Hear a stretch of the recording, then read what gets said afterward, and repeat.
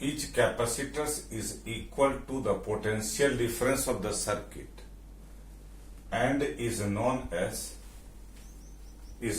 as series combination। मतलब फिर से एक बार कि अगर मान लीजिए कि हमको कोई भी एक अरेंजमेंट ऑफ कैपेसिटर्स दिया हुआ है और उस अरेंजमेंट ऑफ कैपेसिटर्स में इस ढंग से ये कैपेसिटर्स अरेंज्ड है जिससे कि हर कैपेसिटर पर equal amount of charge present हो और साथ साथ में हर कैपेसिटर के अक्रॉस जो पोटेंशियल डिफरेंसेस का सम है that is equal to the potential difference of the circuit.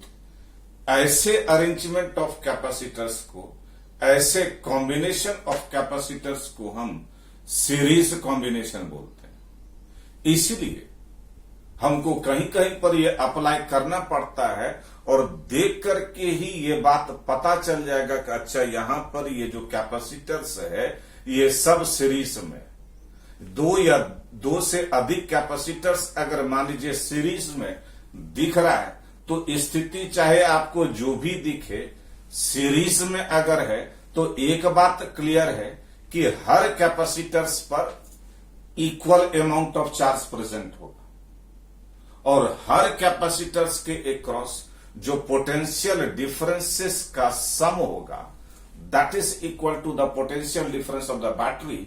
यह कह सकते हैं that is equal to the potential difference of the circuit.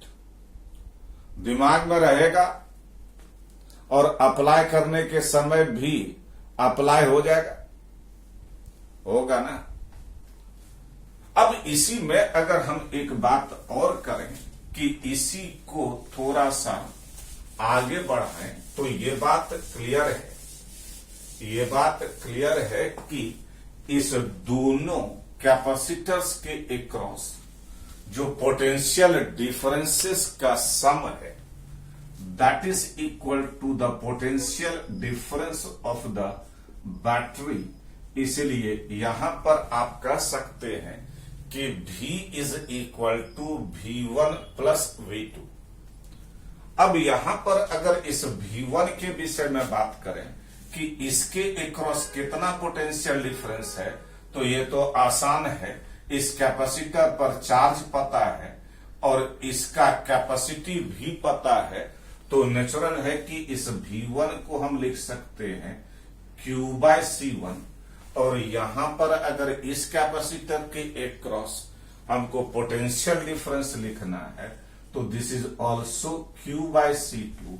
लेकिन बात इसमें एक चीज ये है कि अगर हम कहें आपसे कि इस दोनों कैपेसिटर्स को हम हटा देना चाहते हैं, इस दोनों कैपेसिटर्स को हम हटा देना चाहते हैं और इस दोनों के बदले एक सिंगल कैपेसिटर, इस दोनों कैपेसिटर को हटा देना चाहते हैं और इस दोनों कैपेसिटर्स के बदले सिर्फ एक कैपेसिटर लगाना चाहते हैं और वो सिंगल कैपेसिटर इस सर्किट में वही इफेक्ट प्रोड्यूस करे जो ये दोनों कैपेसिटर्स मिलकर के प्रोड्यूस कर रहा है,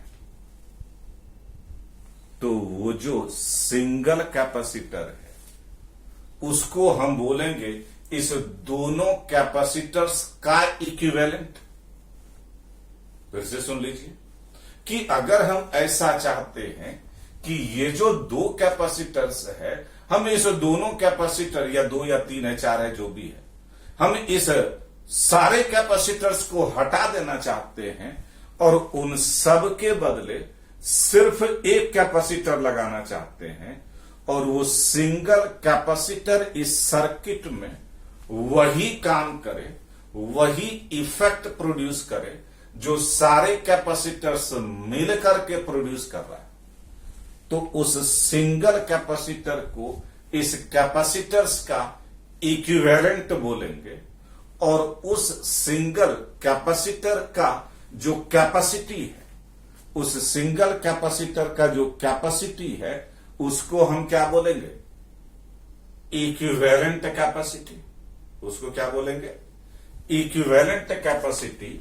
इसलिए यहां पर अगर हम कहें कि ये जो V है वो तो ठीक है, और Q को अगर नीचे ले आए तो V by Q equal to 1/C1 plus 1/C2, और इसी को लिख सकते हैं, ध्यान दीजिएगा यहां पर V है पूरे सर्किट का पोटेंशियल डिफरेंस, और Q है the total charge supplied by the battery, तो पूरे सर्किट का potential difference divided by the total charge supplied by the battery is equal to the equivalent 1/C, और यहां पर C जो है that is equivalent capacity of the capacitor, और यहां पर इसको हम 1/C equal to 1/C1 plus C2, या इसी चीज को आप कह सकते हैं C1 C2 upon C1 plus C2।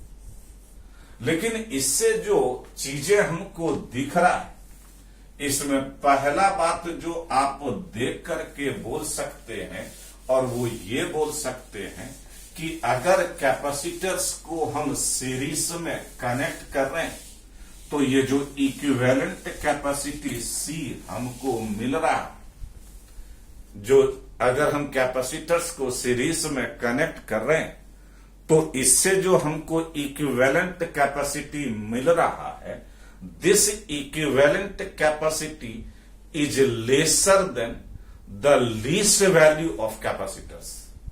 कहने का मतलब यह है कि अगर मान लीजिए आपके पास 5 कैपेसिटर है, एक का कैपेसिटी 5 माइक्रोफैराड है, दूसरे का 10 है, तीसरे का 15 है, चौथे का 20 है, 25 है, और इस ढंग से। अब इन सारे कैपेसिटर्स को आप सीरीज में कनेक्ट कर दिए। जैसे इन सारे कैपेसिटर्स को आप सीरीज में कनेक्ट किए तो एक बात क्लियर हो गया कि इन सारे कैपेसिटर्स का जो भी इक्विवेलेंट होगा वो इन सारे कैपेसिटर्स में जो सबसे कम है, इक्विवेलेंट कैपेसिटी उससे भी कम होगा। और सबसे कम वाला कितना था? 5 माइक्रोफैराड का। मतलब इक्विवेलेंट कैपेसिटी डेफिनेटली क्या होगा? 5 माइक्रोफैराड से भी कम होगा। इसलिए सीरीज कॉम्बिनेशन नॉर्मली हम वहां पर यूज करते हैं जहां पर हमको कैपेसिटी घटाना पड़ता है। जैसे एक सिंपल सा बात हम आपको बताते हैं कि मान लीजिए कि आपको 10 माइक्रोफैराड का ही सिर्फ कैपेसिटर्स है, आपके पास 10 माइक्रोफैराड का ढेर सारा कैपेसिटर्स है, लेकिन आपको जरूरत पड़ गया भाई 5 माइक्रोफैराड कैपेसिटर का। अगर आपको 5 माइक्रोफैराड कैपेसिटर का जरूरत पड़ गया तो अब 5 माइक्रोफैराड का खरीदने तो जाइएगा नहीं। तो सबसे आसान क्या है कि 10 वाला चूंकि ढेर सारा है, तो ये जो 10 वाला है उसमें से 2 को सीरीज में अगर कनेक्ट कर दिए तो नेचुरल है कि ये जो 10 माइक्रोफैराड वाला 2 कैपेसिटर्स है सीरीज में अगर कनेक्टेड है तो वो इक्विवेलेंट कैपेसिटी उसका 5 हो जाएगा, और ये 2 कैपेसिटर सीरीज में एक 5 माइक्रोफैराड कैपेसिटर की तरह काम करेगा। अगर 2 माइक्रोफैराड कैपेसिटर का जरूरत आपको पड़ गया तो फिर मार्केट तो जाइएगा नहीं खरीदने के लिए, क्योंकि आपके पास तो 10 माइक्रोफैराड का ढेर सारा है। तो क्या करेंगे? 5 कैपेसिटर जो 10 माइक्रोफैराड वाला है उसको सीरीज में लगा देंगे। तो ये जो 5 कैपेसिटर्स 10 माइक्रोफैराड वाला है उसका इक्विवेलेंट 2 माइक्रोफैराड कैपेसिटर के तरह काम करेगा। इससे कंक्लूडिंग बात यह है कि जब भी हम कैपेसिटर्स को सीरीज में कनेक्ट करते हैं तो जो इक्विवेलेंट कैपेसिटी मिलता है that is lesser than the least value of the capacitance. और इसी बात को हम लिखते हैं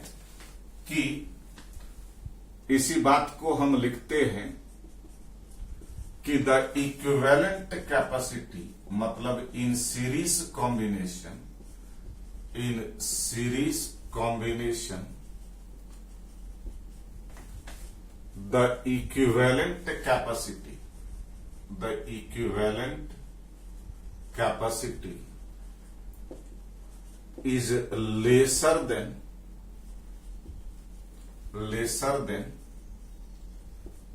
the least value of capacitance, lesser than the least value of capacitance. That is, by connecting the capacitors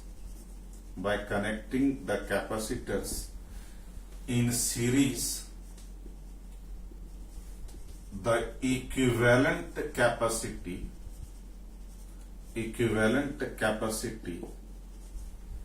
of the system decreases.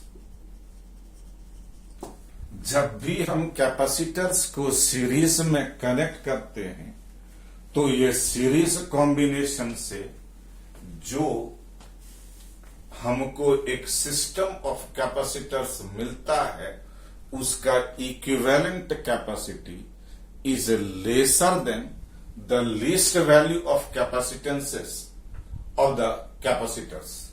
इसी में अगर हम एक बात और कर लें कि मान लीजिए कि अपने पास दो कैपेसिटर्स है, कुछ भी वैल्यू आप ले सकते हैं, और मान लीजिए कि दो कैपेसिटर है, एक ये है और दूसरा ये है, और इसको हम एक बैटरी से कनेक्ट कर दिए।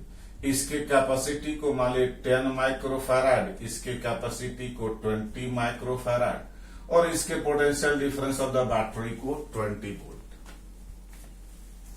ये कह दिया। अब एक बात तो क्लियर है कि यहां से जो चार्ज सप्लाई किए, इस पर पॉजिटिव चार्ज आया, इस पर निगेटिव चार्ज आया, वैसे इस पर पॉजिटिव, इस पर निगेटिव, और जितना चार्ज इस पर आएगा उतना ही चार्ज इस पर आएगा।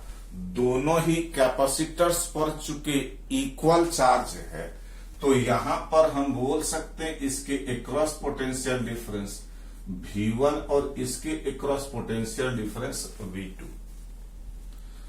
अब हमसे इसमें क्वेश्चन पूछ सकता है कि बताइए what will be the amount of charges on the two capacitors. ये भी हमसे पूछ सकता है कि what will be the potential difference across 10 microfarad, what will be the potential difference across 20 microfarad, what will be the energy of the first capacitor 10 microfarad, what will be the energy of 20 microfarad capacitor। इस ढंग से कुछ भी question पूछा जा सकता है, लेकिन एक बेसिक बात अपने को क्लियर है कि अगर कैपेसिटर सीरीज में कनेक्टेड हो, तो जो बेसिकली जो सम ऑफ पोटेंशियल डिफरेंसेस है across each capacitors is equal to the potential difference of the circuit, पहला बात। और दूसरा बात ये कि हर कैपेसिटर्स पर इक्वल अमाउंट ऑफ चार्ज आएगा, तो यहां पर सीधे लिख सकते हैं V1 plus V2 is equal to V, और यहां पर हम कह सकते हैं कि V1 कितने के बराबर हो जाएगा, इस पर चार्ज है Q और कैपेसिटी है 10, और इस पर चार्ज है Q और इसका भी कैपेसिटी है 20 और पोटेंशियल डिफरेंस है 20।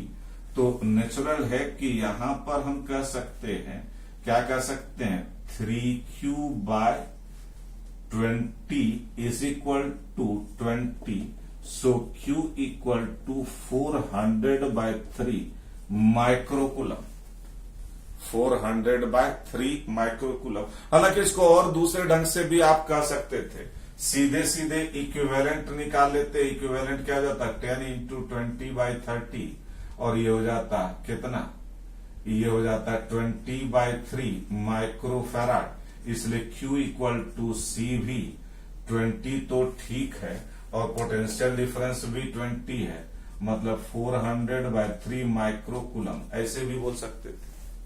लेकिन इसी में ये तो हमको टोटल चार्ज आया, इसलिए अब इसके अक्रॉस पोटेंशियल डिफरेंस का बात कीजिएगा। V1 का अगर बात कीजिएगा तो V1 कितने के बराबर हो जाएगा, चार्ज अपॉन कैपेसिटी। चार्ज है 400/3 डिवाइड बाय 10, मतलब 40/3 वोल्ट पहले के अक्रॉस। दूसरे के अक्रॉस क्या हो जाएगा, 20/3। दोनों का सम करेंगे 40/3 प्लस 20/3 कितना, 20। अब लेकिन बात एक ये है कि हम इसी चीज को दूसरे ढंग से बताना चाहते हैं। तो एक बात क्लियर है कि V1/V2 is equal to C2/C1, क्योंकि V इक्वल टू Q/C। मतलब एक बात और ध्यान दीजिए यहां पर, चूंकि V is inversely proportional to C है, तो इंटरेस्टिंग बात यह है कि अगर कैपेसिटर सीरीज में कनेक्टेड हो, अगर कैपेसिटर सीरीज में कनेक्टेड हो तो उसी कैपेसिटर के अक्रॉस ज्यादा पोटेंशियल डिफरेंस होता है जिसका कैपेसिटी कम है। अगर कैपेसिटर सीरीज में कनेक्टेड हो, अगर कैपेसिटर सीरीज में कनेक्टेड हो तो उसी कैपेसिटर के अक्रॉस ज्यादा पोटेंशियल डिफरेंस होगा जिसका कैपेसिटी कम है। इसलिए अगर हमसे ये बात कहता कि बताइए कि V1 और V2 में कौन बड़ा, तो बिना किसी कैलकुलेशन का, वैल्यू के लिए भले ही हम कैलकुलेशन करेंगे वैल्यू निकालने के लिए भले ही हम कैलकुलेशन करेंगे, लेकिन हमको ये बताने में कोई दिक्कत नहीं होगा कि V1 बड़ा या V2। और इसका सीधा आसान तरीका क्या है, जिसका कैपेसिटी कम उसके अक्रॉस पोटेंशियल डिफरेंस ज्यादा। और ऐसा क्यों, क्योंकि सीरीज कॉम्बिनेशन में हर कैपेसिटर्स पर चूंकि इक्वल अमाउंट ऑफ चार्ज है, चूंकि Q कांस्टेंट है, इसलिए V is inversely proportional to C। जिसका कैपेसिटी ज्यादा उसके अक्रॉस पोटेंशियल डिफरेंस कम, जिसका कैपेसिटी कम उसके अक्रॉस पोटेंशियल डिफरेंस ज्यादा। इसलिए V1/V2 को हम यहां पर C2/C1 कर देते हैं, और दोनों साइड अगर +1 कर दिए तो V2 डायरेक्ट लिख सकते हैं C1/C1 plus C2 into V, और वैसे ही V1 equal to C2/C1 plus C2 into V। और इसका कभी कभी डायरेक्ट जरूरत पड़ जाता है कि उतना हम क्या करने जाएंगे, दो कैपेसिटर है भैया, हमको इसके क्रॉस पोटेंशियल डिफरेंस, ध्यान दीजिएगा, इस C2 के अक्रॉस अगर पोटेंशियल डिफरेंस चाहिए तो वो कितना के बराबर है, C2 के क्रॉस पोटेंशियल डिफरेंस चाहिए, V2 चाहिए।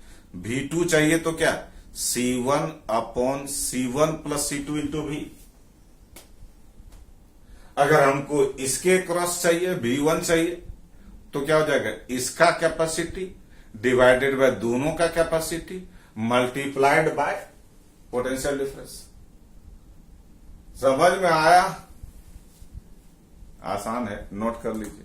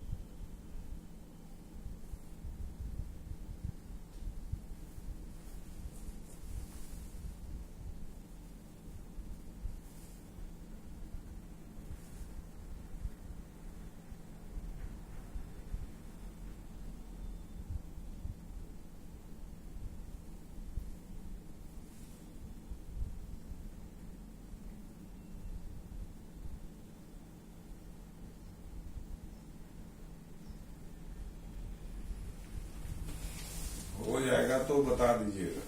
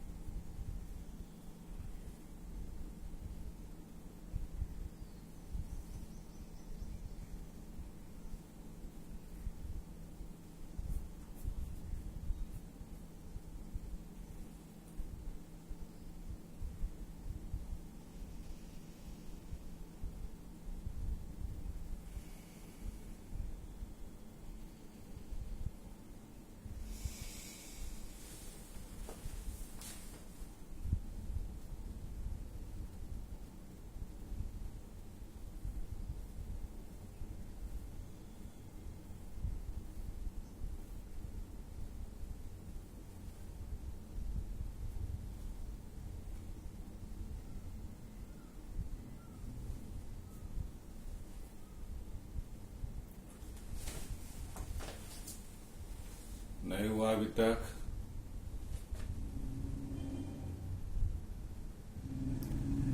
वर्षा शुक्ला, नहीं हुआ अभी तक। जल्दी से नोट करो ना।